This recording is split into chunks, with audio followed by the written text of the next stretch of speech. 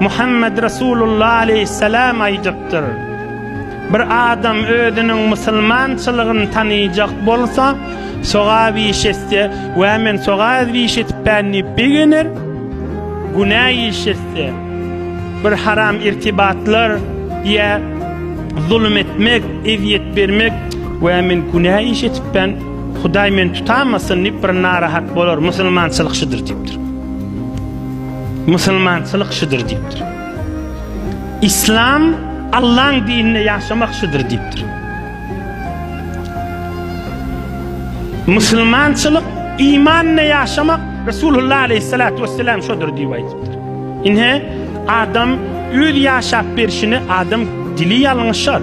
Hemişe aýdylýan görüň da el aýagy da ýalňyşar, gözü de ýalňyşar.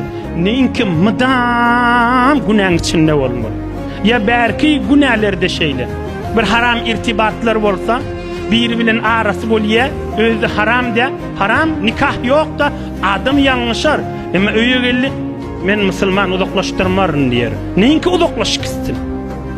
Men bir nasihat, bir mescidin azany, bir gowadym gördü, ya bir ýüregine düşdi, men nätdirip ben nime bolmaz diýmek. Men nikah ýok arada, men Allah'ın şeriatyna gaýym duraryn diýmek. Musulmançylyk şu. Ya ýa-ki geliniň arasyny, gaýnynyň arasyny, hatta erheliň arasyny bir narahatçylyk bolar. Näinki mydamyn eziyet berip gezmeli, näinki mydamyn zulm etip gezmeli, näinki mydam narahatçylyk sarp durmaly. Adaç arasyny bir köşümeli bolar ahim, bir hakly gelmeli, hakly däl, imana gelmeli bolar.